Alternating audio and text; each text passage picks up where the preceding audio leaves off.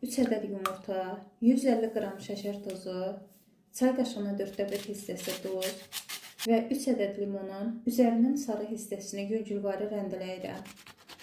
Ağarana kimi çırpdıqdan sonra üzərinə 1 ədəd limonun şirəsi və 150 ml bitki yağı əlavə edirəm. 230 qram un və bir bağlama qabartma tozunu ələyərək əlavə edib qarışdırıram.